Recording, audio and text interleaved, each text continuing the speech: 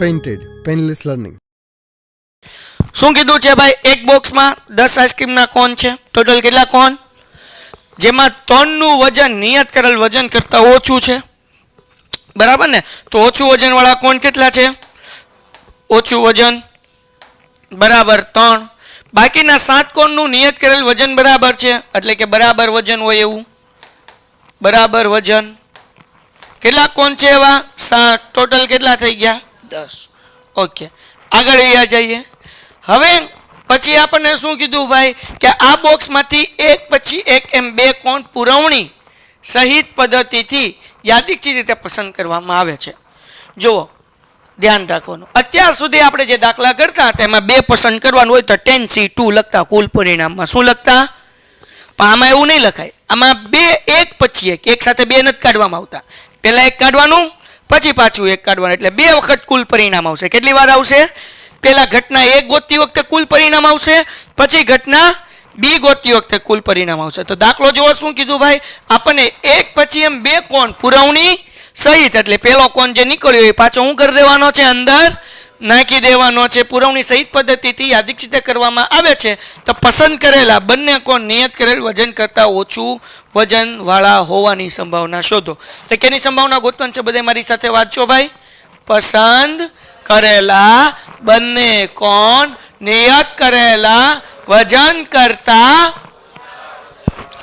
મતલબ એવો કે પેલો કોને ઓછા વજન વાળો હોય, અને આવે કે અથવા આવે? અને આવે ને 2 કોણ પસંદ કરવાનું છે, બંને કોણ ઓછા વજન વાળા હોય. તો પેલો કોને તે ઓછા વજન વાળો હોય, અને એટલે શું કરવાનું? છેદ. તો પેલા આપણે ગોતીએ ભાઈ પ્રથમ કોણ. પેલા અહીંયા લખીએ કુલ પરિણામ. કુલ પરિણામ કોણ કેટલા ભાઈ ટોટલ?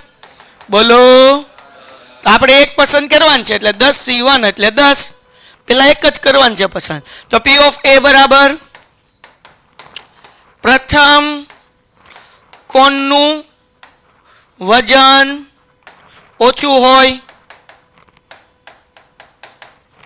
તો હવે જો ભાઈ M બરાબર ઓછા વજન વાળા કેટલા કોણ છે? બોલો. તો 3 માંથી એક પસંદ કરવાનું છે, એટલે 3C1 એટલે કેટલા કહેવાય? 3. તો P of A બરાબર M ના છેદમાં N. તો શું આવે? 3 ના છેદમાં આ કોણ નીકળી ગયો. પુરવણી સહિત છે, એટલે આ કોણ પાછો અંદર શું કરી દેવાનો? નાખી દેવાનો. હા કે ના?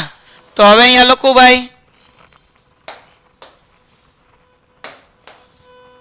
હું લખું છું, ધ્યાન રાખજો.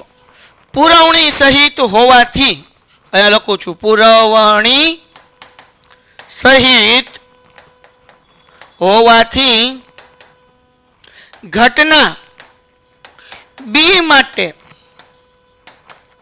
કુલ પરિણામ બરાબર પુરવણી સહિત છે, એટલે જે કોણ નીકળ્યો એ પાછો અંદર શું કરી દેવાનો? નાખી દેવાનો. તો પાછા કેટલા કોણ થઈ ગયા? 10 જ થયા ભાઈ. 10 કોણ હતા, એક કાઢ્યો એ ઓછા વજન વાળો હતો. 10 કોણની અંદર 3 ઓછા વજન વાળા હતા. એની આપણે સંભાવના ગોતી 3 ના છેદમાં 10 એમ. એટલે હવે માનો કે એ 3 માંથી ગમે એક કોણ નીકળ્યો, પાછો એને શું કરી દીધો? અંદર. તો અંદર બોક્સમાં કુલ પાછા કેટલા કોણ થઈ ગયા? 10 ના 10 જ થઈ ગયા. એટલે કુલ પરિણામ N બરાબર 10C1 બરાબર 10. હા કે ના? ઘટના B.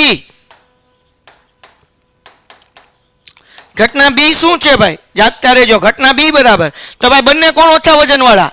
પેલી ઘટનામાં આપણે લખ્યું કે પેલું કોણ ઓછું વજન વાળું હોય, તો બીજી ઘટનામાં શું હોય? ઓછા વજન વાળો હોય, કારણ કે બંને કોણ આપણે ગોતવાનું છે ને. તો ઘટના B કે ભાઈ બીજો કોણ ઓછા વજન વાળો હોય. હા કે ના? ઓકે. તો P અહીંયા M બરાબર પાછા ઓછા વજન વાળા કેટલા કોણ થઈ ગયા? 3. તો અહીંયા લખું 3. P of B બરાબર 3 ના છેદમાં 10. M ના છેદમાં N બરાબર 3 ના છેદમાં 10. થઈ ગયું. હવે આપણને એમ કીધું કે પસંદ કરેલા બંને કોણ નિયત કરેલા વજન કરતા ઓછા હોય. મતલબ એવો કે પ્રથમ કોણ તે ઓછા વજન વાળો હોય, અને હા કે ના? બોલો જરા, ખોલો મોટું શિયાળો, મને ખબર છે. હું ભાઈ? પ્રથમ કોણ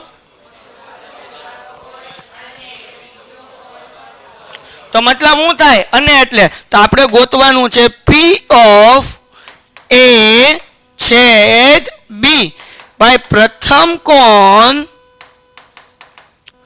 ઓછા વજન વાળો હોય અને છે એટલે શું આવે? છેદ.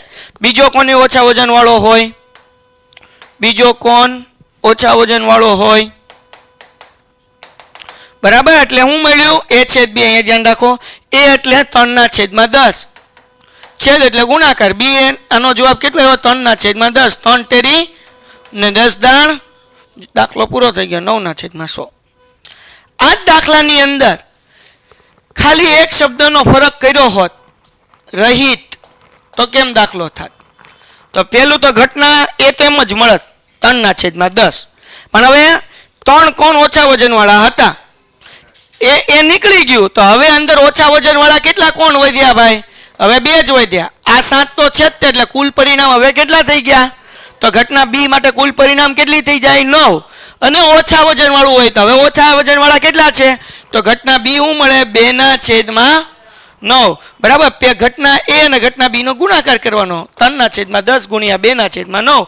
તો આનો જવાબ આવે 3 દુ 4, 9 દુ 10 દાણ 10 9 90. એટલે જવાબ કેટલો આવે? 6/90. છેદ ઉડાડી નાખો તો અહીંયા કેટલા થઈ જશે? 3 તેરી 9 અને 2 પંચા 10. તો જવાબ આવશે 1/15.